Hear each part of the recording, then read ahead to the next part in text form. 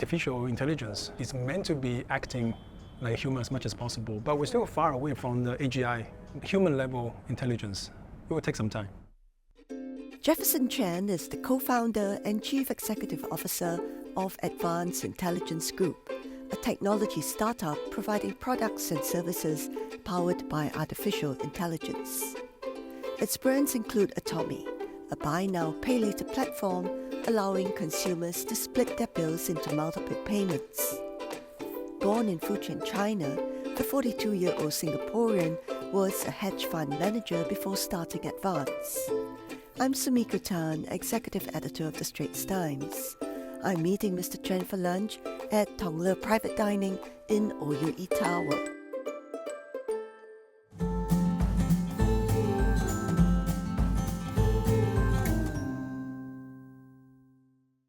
Your most consumer-facing product would be Atomy. How did that come about? So Atomy means available to me. In my first year of business planning, we started different fintech business models around the world. And one of the companies that we started was Klarna. They were the pioneer for buy now, pay later product back in Europe. And then around 2018, Afterpay took off from Australia in a very similar space.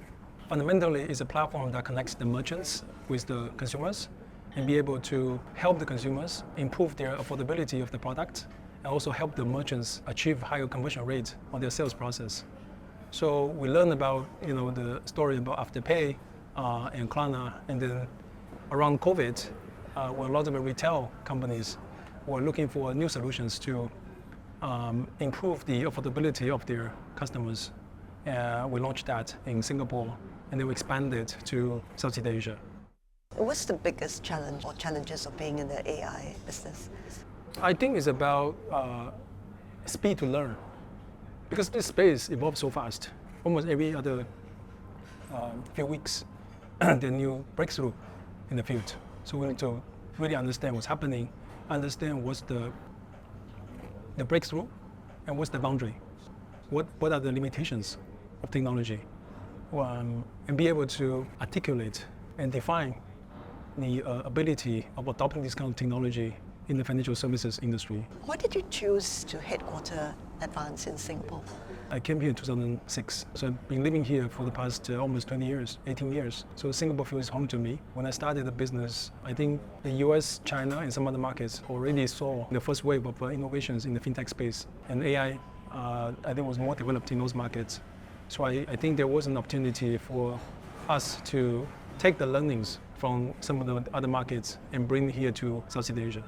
So Singapore is the right place to be. And AI, is the buzzword. Are there any downsides to AI in our lives? Definitely. AI safety is one of the biggest concerns for people.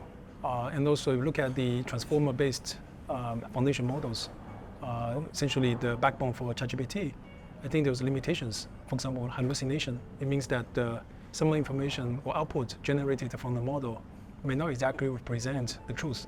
What's an average person to do to safeguard against that? Be open-minded to try some of these applications, so that you know what are the capabilities of this new technology. This is like tsunami coming. It's not like you can hide away from it. Facebook, Google, Apple even now, right?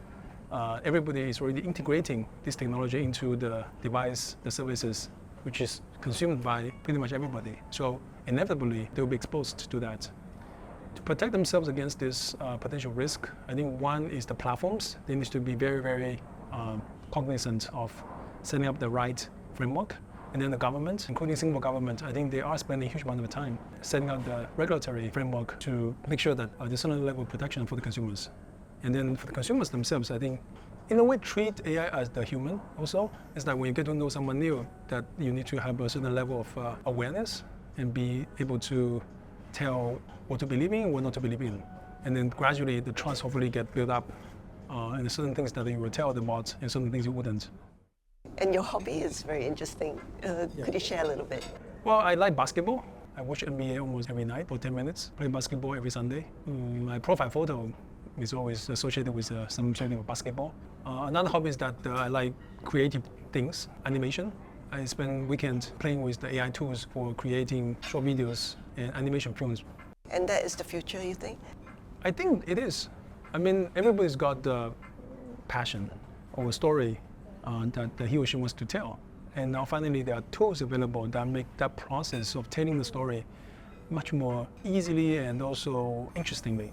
You know, reading a book sometimes is not a thing for everybody, but a lot of people like watching videos, watching films. A lot of people, whether they're young or old, you like watching animations. And I think that kind of format is very welcoming for most people.